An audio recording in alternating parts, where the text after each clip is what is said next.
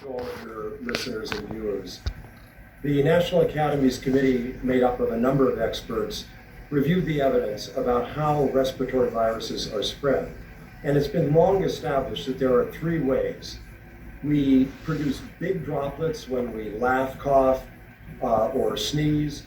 We produce tiny droplets when we also talk or even breathe. Many of us are completely unaware of the fact that we are actually producing and exhaling invisible droplets as we go about our daily lives.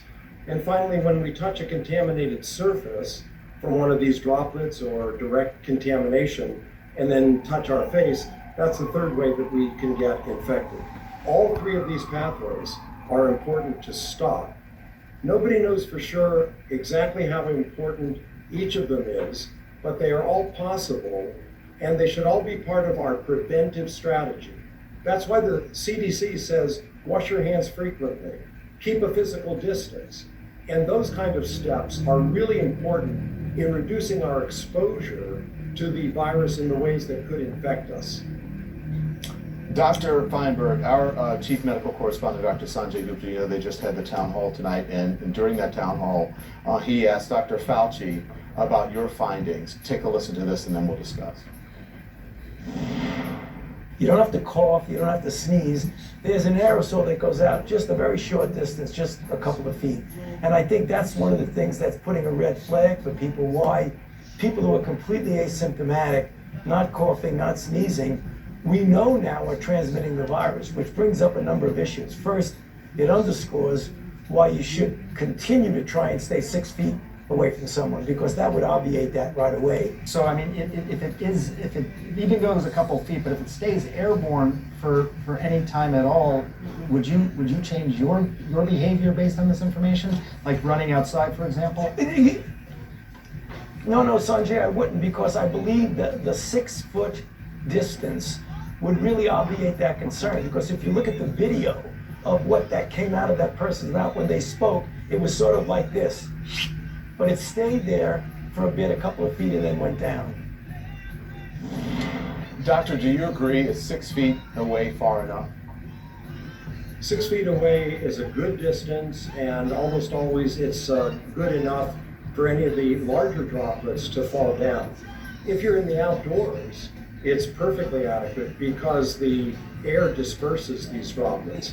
If you're in a confined room with a patient who has the infection, then those droplets that are invisibly tiny can circulate around the room. A study at the University of Nebraska, for example, found contamination in the form of remnants of RNA from the virus that causes this disease all around the rooms of patients.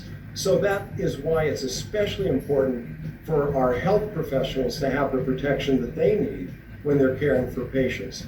But when you're walking outdoors, 6 feet distance is a pretty good distance. I wouldn't want to be directly in the line of someone who gave a great big sneeze, but in general, it's a pretty safe distance. What about in office spaces? And people are going to wonder, what about circulating in the air conditioning system or just in a general office space?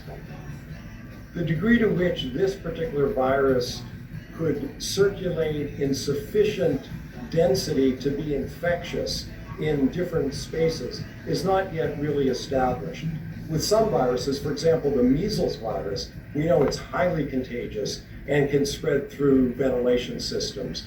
With this virus, it's not nearly yet established. Okay.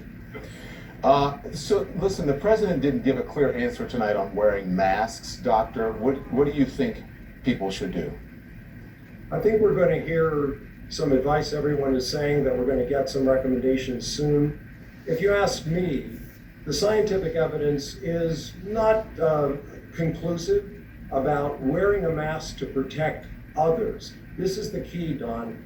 We're talking here about whether if you wear a mask, you can prevent the spread of this virus unwittingly to other people, because any one of us could be among that asymptomatic or pre-symptomatic but infected stage when we feel fine, but we're capable of infecting someone else. The idea is if we wear a mask, all of us we will help one another be protected, because those of us who are unwittingly infected and would have some of our droplets interrupted by that mask will help all of us to stay healthier. If you can, a short answer, please, on this. Dr. Fauci said tonight that the entire country should be under stay-at-home orders. He said he didn't know why that wasn't happening. Any thoughts on that, please, for me? We should all listen to Dr. Fauci. He knows what he's talking about. And fundamentally, right now, our best defense against this virus is interrupting its opportunity to infect others.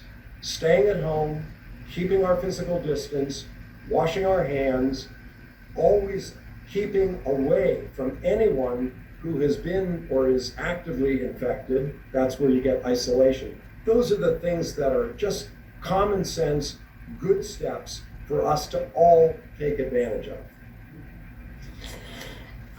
Dr. Feinberg, thank you so much. You've been really, really helpful. Thank you so much. It's a pleasure to be with you, Dan. Absolutely. It's a pleasure to have you. Well, up next.